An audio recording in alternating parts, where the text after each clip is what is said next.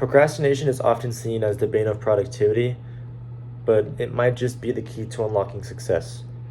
Today, I want to challenge the traditional norm that procrastination is inherently bad and instead prove that by instead embracing its benefits, we can see how it can lead to creative breakthroughs, better decision making, and ultimately success. Let me start by pointing out an insightful study by Dr. Adam Grant. Dr. Adam Grant is a renowned psychologist at the University of Pennsylvania. He argues that there are two different types of procrastinators. There are active and there are passive. Now, active procrastinators are people who deliberately delay tasks knowing that they thrive under pressure. This type of, structured procrastination can enhance creativity and problem-solving skills. And according to Grant, it's pretty much the key to success.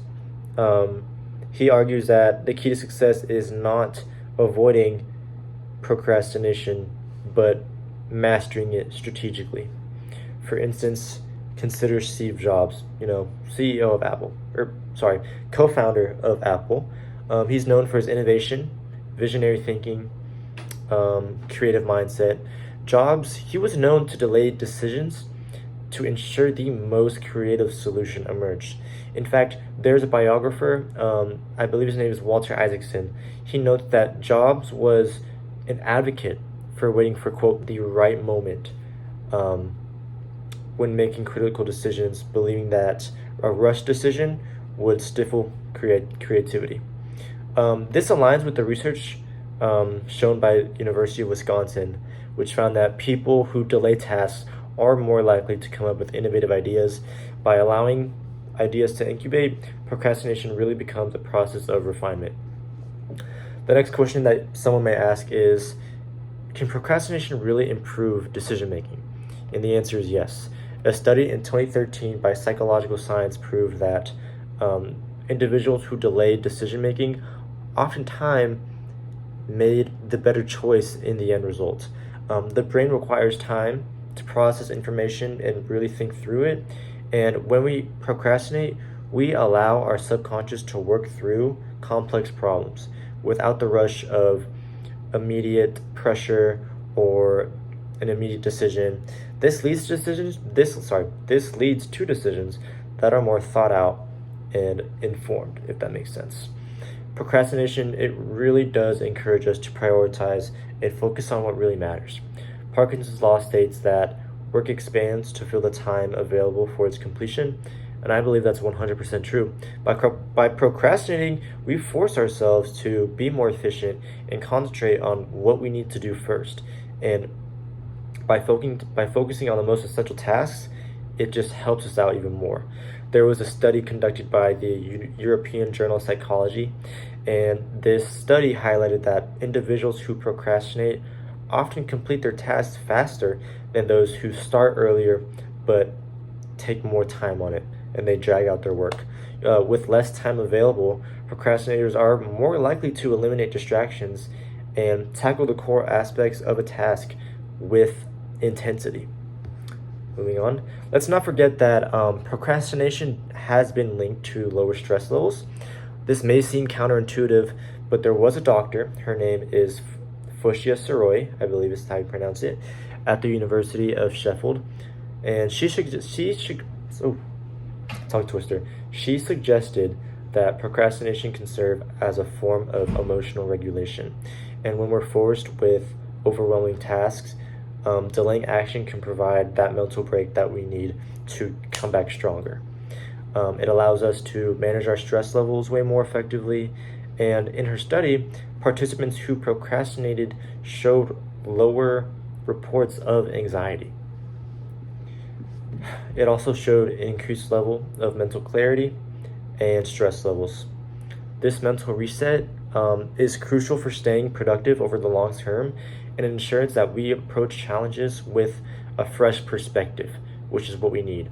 Now, okay, you might be thinking, doesn't procrastination lead to failure? Like, how does this lead to success? I'm still not convinced. Well, of course, managed procrastination will be detrimental. As I stated earlier with Dr. Adam Grant, he argued that there are two types of procrastinators. Sorry. The passive procrastinator is someone who delays tasks and does not get anything done. That is the type of procrastinator you do not want to be. But when procrastination is used strategically, it will open doors to success. Many successful individuals use procrastination to their advantage, and they balance it with discipline. And a great example of this is Bill Clinton. Bill Clinton, throughout his political career, was known to do things at the last minute to ensure that his arguments were up to date and they had the most information and the best quality as possible. And this approach allowed him to deliver compelling speeches and become president of the United States. And that his speeches, because he procrastinated on them, they deeply resonated with his audience, which is super important in the political field. The truth is, society has conditioned us to view procrastination negatively, which goes both ways. But in reality, I believe procrastination is part of the human experience.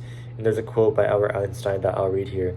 And he says, "I think and think for months and for years. 99 times the conclusion is false. The 100th time, I am right." So this kind of thinking, this type of thinking and delaying tasks will lead to stronger outcomes because it does encourage exploration and creativity. So there are 4 different ways to kind of include procrastination in your life in a positive note. The first one would be set deadlines with flexibility. So create a timeline, pretty simple. The second one would be to prioritize the tasks that do matter the most. By using procrastination to focus on what matters the most, you'll be able to perform well under pressure and not waste your time on busy work. Embrace active procrastination. So that's what I talked about earlier. An active procrastinator is someone who thrives well under pressure and knows they need to get stuff done, which is good. And the last one is to allow time for reflection. So use the space procrastination provides to think more creatively about a task. So while procrastination might be framed as a weakness, when harnessed correctly, it can be the key to success. Thank you.